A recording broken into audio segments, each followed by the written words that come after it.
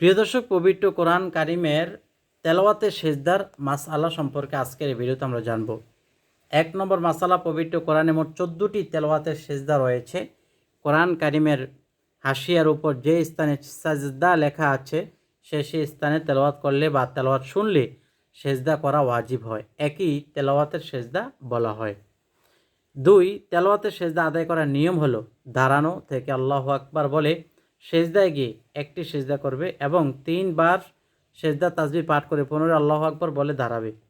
হাত উঠাতে বা হাত বাঁধতে হবে না এবং সেজদা দিতে হবে না। পুরুষের জন্য আল্লাহু আকবার জোরে বলা উত্তম। যদি না দাঁড়িয়ে বসে বসে সেজদা করে অথবা সেজদা করে বসে থাকে তাও জায়েজ আছে।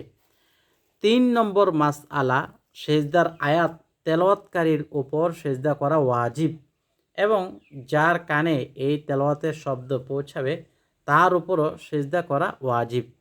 সে ইচ্ছাপূর্বক শুনে থাকুক কিংবা অন্য কাজে নিয়োজিত থাকা অবস্থায় শুনে থাকুক অথবা অজুহীন অবস্থায় শুনে থাকুক, সেজদার আয়াত যে শুনবে তার উপরে সেজদা করা ওয়াজিব হবে। এজন্যই সেজদার আয়াত তেলাওয়াতকালে চুপে চুপে তেলাওয়াত করা ভালো, যাতে অপর কোনো ব্যক্তিকে অসুবিধা পড়তে না হয়।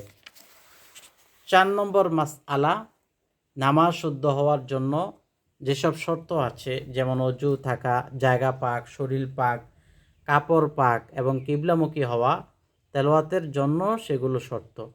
আপনার এগুলো সব পাক হলে আপনি তেলাওয়াতের সিজদা দিতে পারবেন, না হয় আপনি দিতে পারবেন না।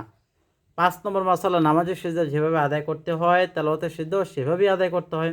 কোনো ব্যক্তি কোরআন মাজিদের উপর সেজদা করে, নাউজুবিল্লাহ, এতে সেজদা আদায় করা হবে না।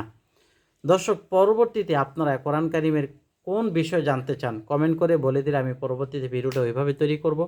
ভালো লাগলে লাইক দিয়ে শেয়ার করবেন। সঠিক পথ ইউটিউব চ্যানেল সাবস্ক্রাইব করে পাশে থাকা বেল বাটন চেপে রাখবেন, প্রত্যেকটা ভিডিও পেয়ে যাবেন।